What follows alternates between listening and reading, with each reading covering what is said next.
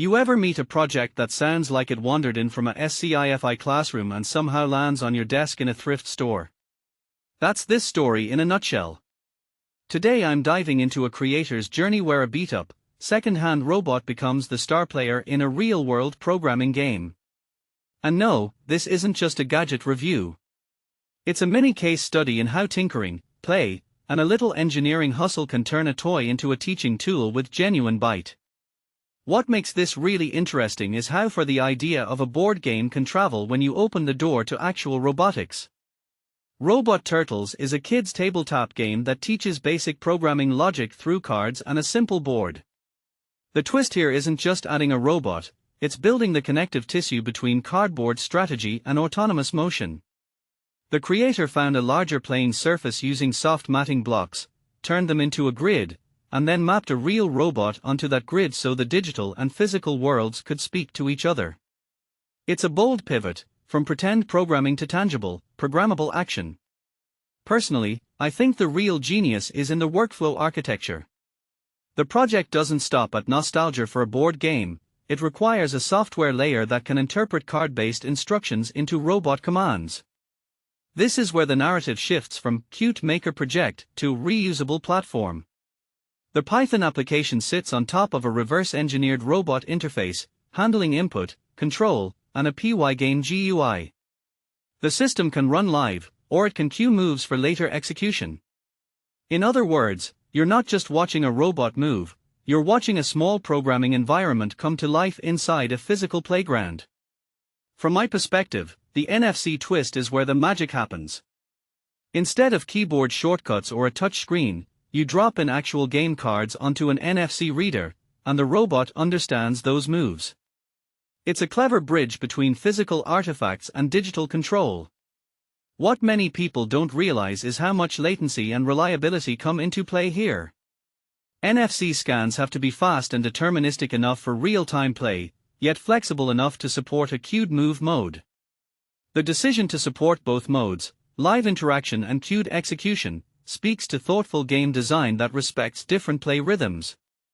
One thing that immediately stands out is the creator's intention beyond the screen. There's a 4-year-old at home, which grounds the project in practical impact. If this is broadly accessible, it can spark curiosity about computers and programming in kids. Their messaging isn't about mastering Python at age 5, it's about showing that you can tinker with real hardware, see cause and effect, and learn by play. That's a powerful counterpoint to doom-scrolling tech culture: learn by making, not just by consuming. Let's break down the core ideas and why they matter, but with a twist. We're not just listing features, we're interpreting what each choice says about the future of learning tools. Idea 1: reanimating a board game into an interactive robot game. Commentary: this isn't just nostalgia bait. It demonstrates how a familiar learning scaffold can be transported into a tactile, physical medium. The grid becomes a playground for spatial reasoning, while the robot translates abstract commands into actions. What this suggests is a path for hybrid learning kits that combine print, physical play, and software to teach complex ideas in approachable, low-risk environments. Interpretation: the success hinges on low-friction entry points.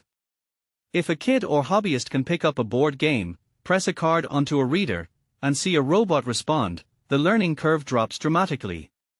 The design philosophy here is kindness to beginners, minimal setup, clear feedback, and a gentle progression from card-driven moves to scripted automation.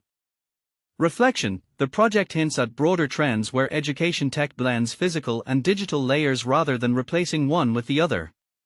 It's a reminder that the best learning experiences sometimes come from reconnecting tactile play with computational thinking. Idea 2: a Python backbone with PyGame GUI and a reverse-engineered interface. Commentary: the software stack is doing heavy lifting, but it's intentionally approachable. Python is approachable by design, and PyGame offers immediate visual feedback for learners. This isn't about building a shiny, polished app, it's about a working, tweakable prototype that demonstrates how game logic maps to real hardware actions.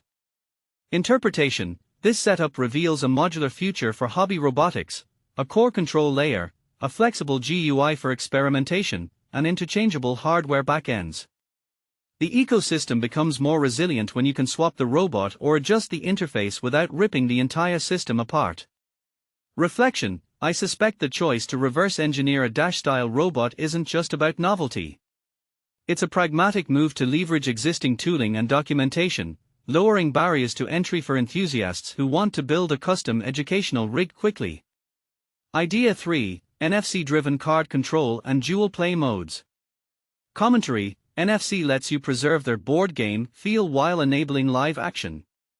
The option to run in real time or to cue moves mirrors real programming workflows, immediate feedback or planned, sequence behavior.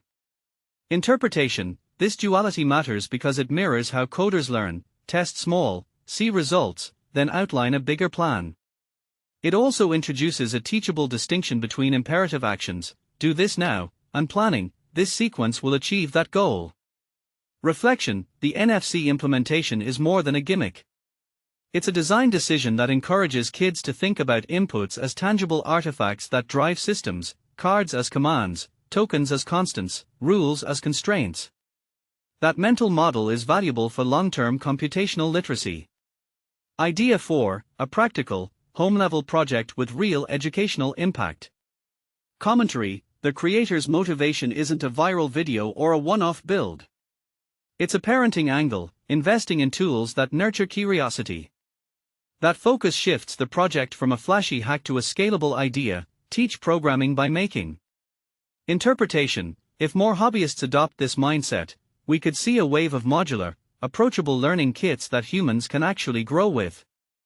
The long tail isn't a single build but a family of related projects that share a common philosophy: start small, stay curious, document the process. Reflection: the broader trend here is democratizing technical education through hands-on projects that people can assemble, modify, and extend.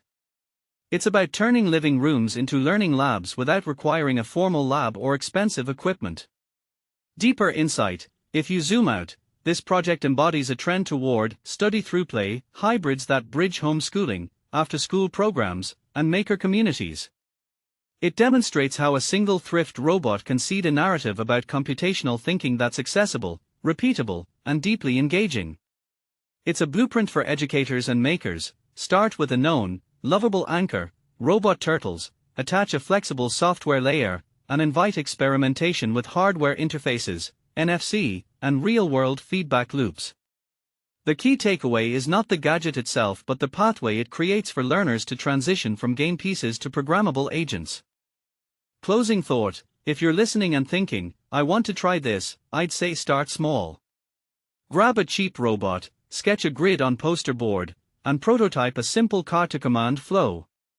Don't chase perfection, capture the learning moment. And if you have kids, loop them in early. The magic isn't in the finished product but in the questions it prompts and the curiosity it sustains.